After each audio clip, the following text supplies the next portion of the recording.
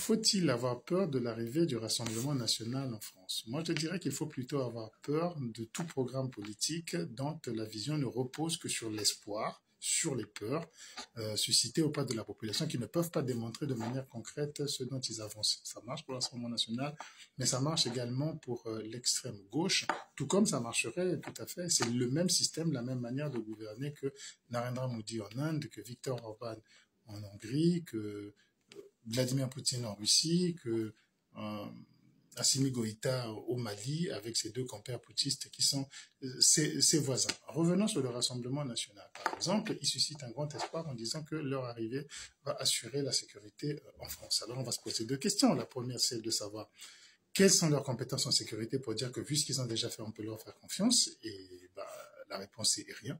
La deuxième, c'est qu'est-ce qu'ils proposent en termes de mise en place de la sécurité concrète qu'ils pourraient mettre en place. Mais la réponse, encore une fois, c'est rien.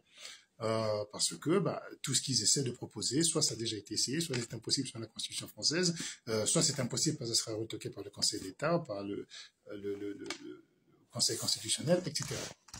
Et donc, la vraie question et le fond même, et pire encore, ceux qui vous disent que bah, de toutes les façons, on a déjà essayé les autres, pourquoi pas essayer le Rassemblement national, c'est vraiment un aveu d'un véritable saut dans l'inconnu, et puis advienne que pourra, on regrettera, on fera ce qu'on veut. Donc on perd complètement cette capacité à réfléchir et on devient tout à fait des êtres entièrement émotifs qui vont se faire gouverner par simplement de l'émotion. Là se trouve le danger réel.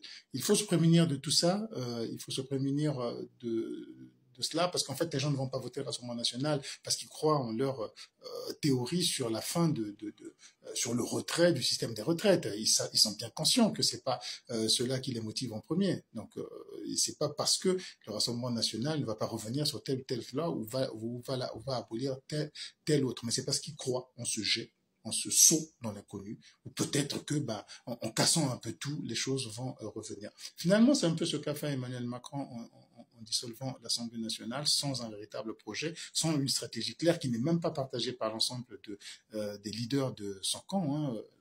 La présidente de l'Assemblée nationale, le Premier ministre ont tous expliqué qu'ils n'ont rien compris à cette stratégie. C'est en se disant peut-être qu'en gassant tout et dans le chaos naîtra peut-être quelque chose. C'est extrêmement dangereux. C'est ça qui est dangereux, plus que le fait d'être d'extrême droite, d'extrême gauche, mais c'est le fait d'aller vers l'inconnu et de se dire que peut-être que dans le chaos naîtra quelque chose.